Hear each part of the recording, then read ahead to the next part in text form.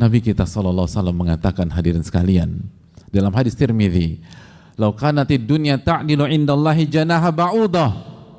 Apabila dunia di sisi Allah senilai dengan salah satu sayap nyamuk. Nyamuk, hadirin sekalian. Dia punya dua sayap. Bukan kedua-duanya, satu dari dua sayap tersebut. Apabila dunia senilai salah satu sayap nyamuk di sisi Allah, maka orang-orang yang tidak beriman tidak akan Allah berikan minum. Ada banyak orang-orang yang tidak beriman, yang kufur kepada Allah, menikmati segala fasilitas-fasilitas dunia. Camkan hadirin sekalian, itu berarti dunia tidak ada harganya.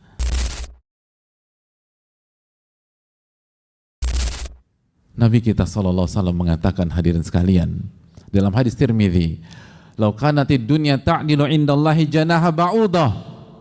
Apabila dunia di sisi Allah senilai dengan salah satu sayap nyamuk.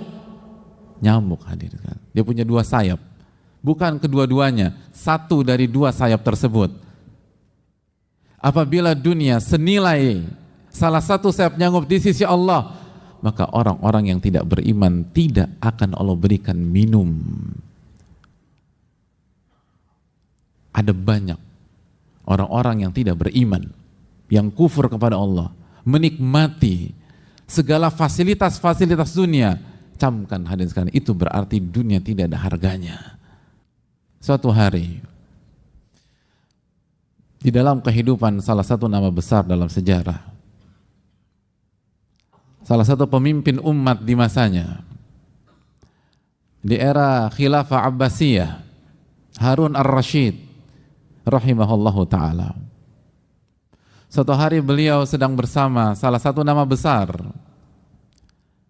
Dua nama besar bertemu dalam satu lokasi. Beliau bertemu dengan Ibnu Sammak yang suka menasihati beliau, yang suka menasihati dan mengingatkan beliau pada saat beliau menjalankan tugasnya sebagai pemimpin umat pada saat itu. Terjadi pembicaraan antara dua nama besar ini.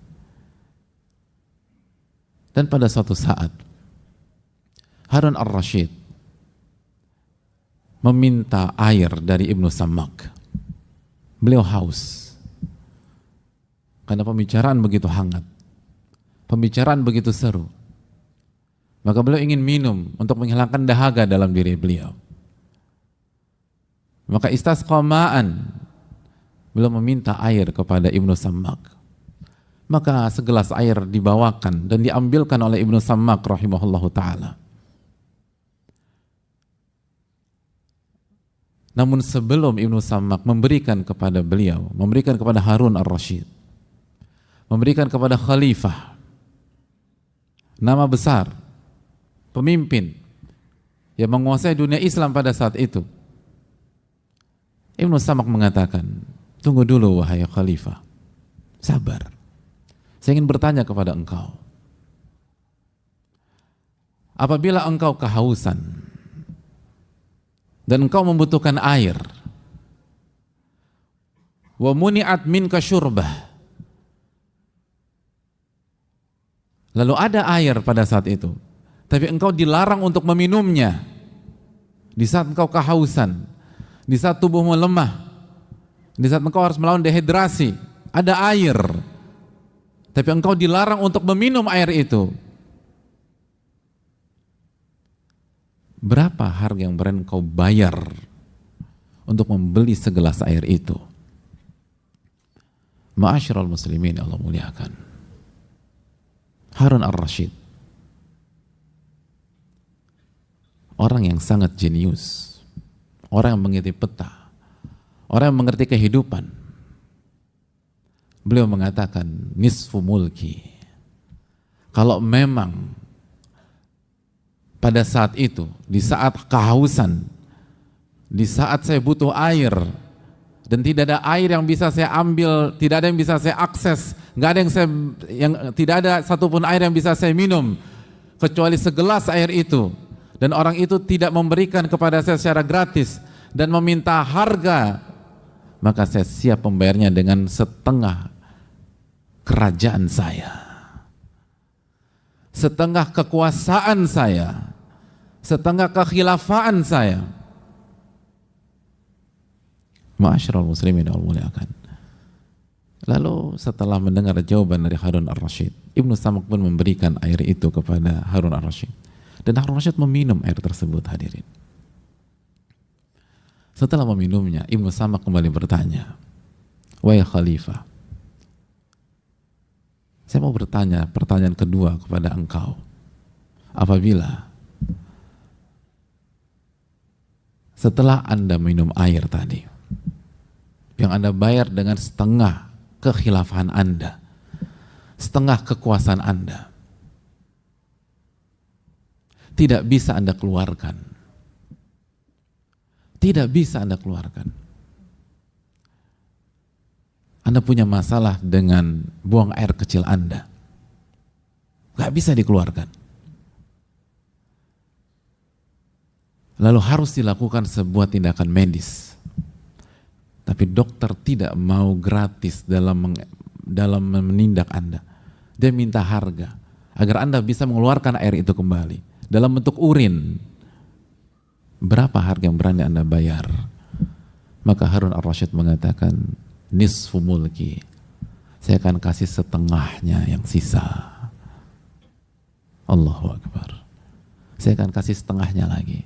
Yang penting segelas air itu bisa saya keluarkan walaupun dalam bentuk urin, bukan dalam bentuk satu gelas air mineral dengan segala kandungannya. Urin, hadirin, urin yang kita tidak mau dekat-dekat dengannya, yang kita tutup hidung kita kalau mencium baunya.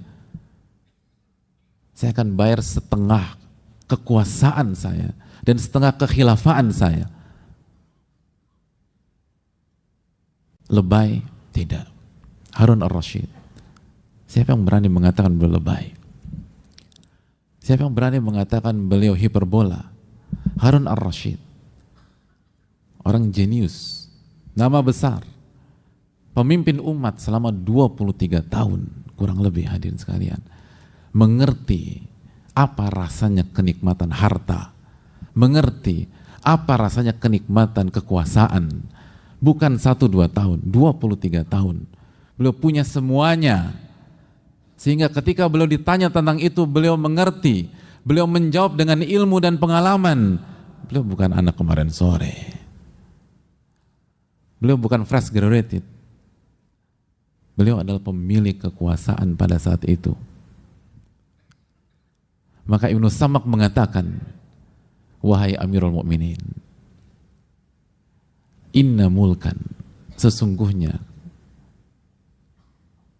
kekuasaan dunia, harta dunia yang Anda punya itu hanya senilai dengan segelas air. Setengah untuk masuk dan setengah untuk keluar. La jadirun alla yunafasa fi. Maka sudah sepantasnya Anda tidak berambisi untuk itu. Sudah sepantasnya Anda tidak habiskan seluruh kehidupan Anda untuk mengejar itu. Karena kalau Anda tetap mengejar itu sebagai sebuah ambisi, bukan sebagai sebuah sarana, sebagai sebuah tujuan, bukan sebagai sebuah fasilitas, maka hakikatnya puluhan tahun hidup Anda hanya Anda habiskan untuk segelas air. Hanya segelas air. Dan inilah sebuah analogi yang menggambarkan bagaimana harganya dunia. Walakinna aktsarun nasi la ya'lamun. Tapi banyak manusia tidak mengetahuinya.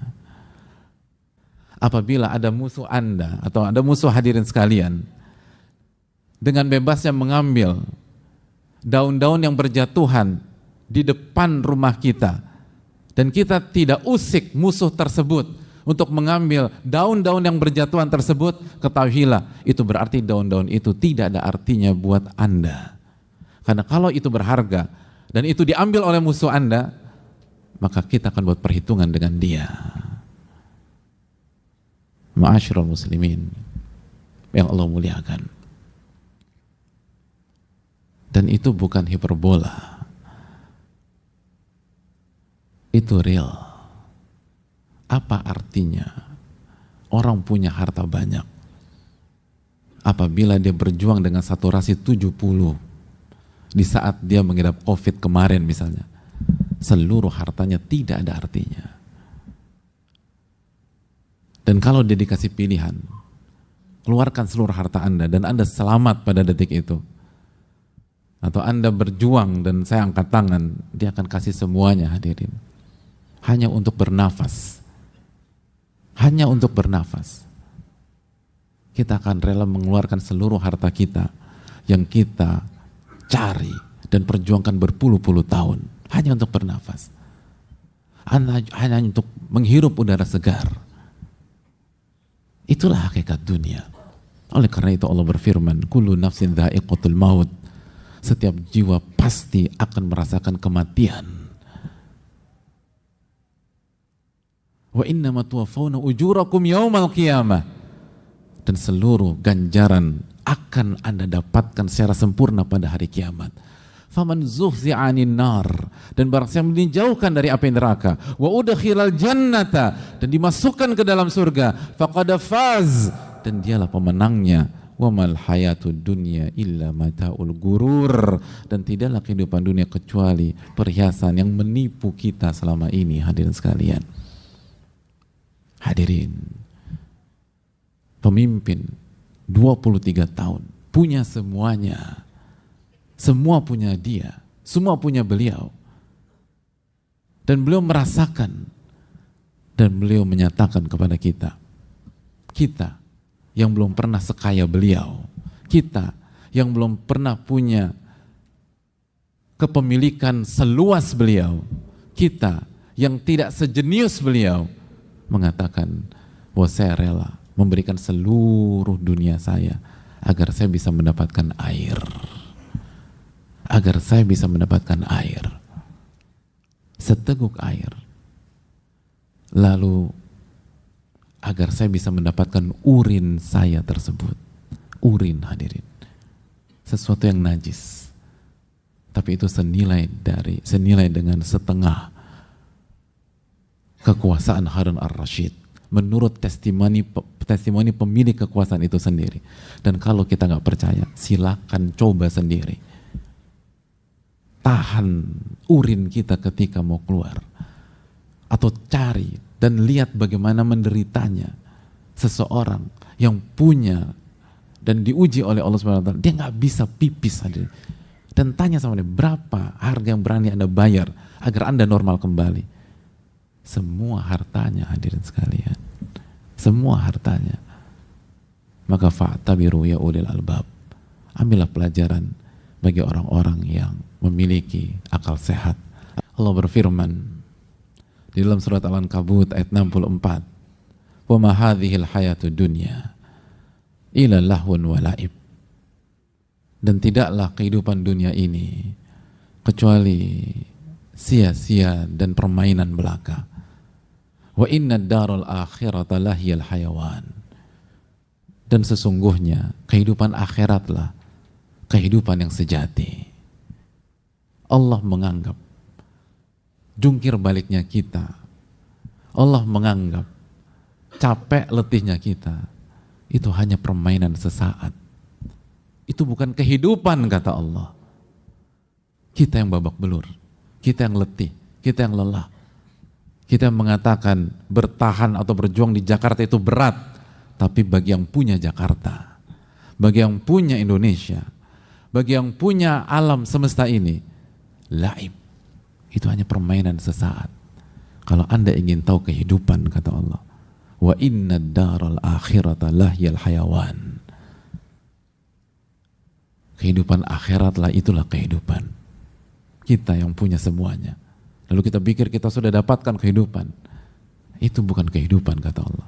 Itu permainan sesaat, hanya game sesaat, dan semua akan berakhir. Dan pada saat itu semua akan pucat, kecuali orang-orang yang beriman. Semua akan nervous, kecuali orang-orang yang beriman.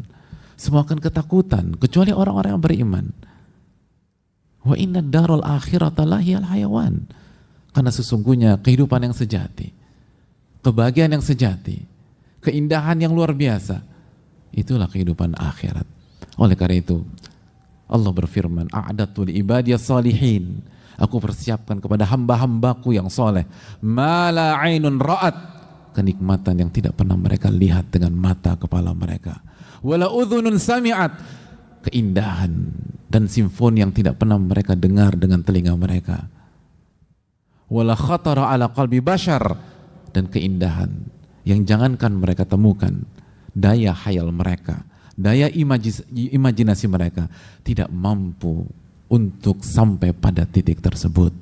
Oleh karena itu hadirin Allah muliakan, silakan kita berjuang, tapi ingatlah, pastikan tujuan kita adalah tujuan yang diridhoi oleh Allah. Silakan kita mencari kekayaan, tapi ingatlah, kekayaan jadikan sebagai sarana untuk mencari ridha Allah Subhanahu wa taala. Allah berfirman, inna anzalnal mal liiqamis shalah wa itaiz zakah. Sesungguhnya kami turunkan harta untuk menegakkan sholat dan membayar zakat. Silakan kita mencari kehidupan yang nyaman, tapi ingatlah bahwa ini hanya permainan. Ini tidak ubahnya satu gelas yang kita minum, lalu satu gelas setelah dibuang oleh tubuh kita dalam bentuk urin, itu orang-orang yang mengerti kehidupan, orang-orang yang sudah merasakan kehidupan, merasakan kemewahan, merasakan kekayaan, dan merasakan seluruh fasilitas. Mereka memberitahukan kepada kita, jangan tertipu, karena yang kita kejar, kalau itu menjadi tujuan hidup kita, sejatinya kita hanya mengejar satu gelas urin saja, menurut Harun Ar-Rasyid, bukan menurut saya. Karena saya tidak pernah merasakan kenikmatan dunia apa yang beliau rasakan. Saya nggak pernah merasakan fasilitas yang beliau pernah rasakan dengan segala kekayaan beliau. Itu nasihat beliau kepada kita semua. Oleh karena itu hadirin sekalian, jadikanlah akhirat sebagai tujuan. Jadikan ridho Allah sebagai tujuan. Silakan kita bekerja, tapi jangan lupa sholat. Jangan lupa beribadah.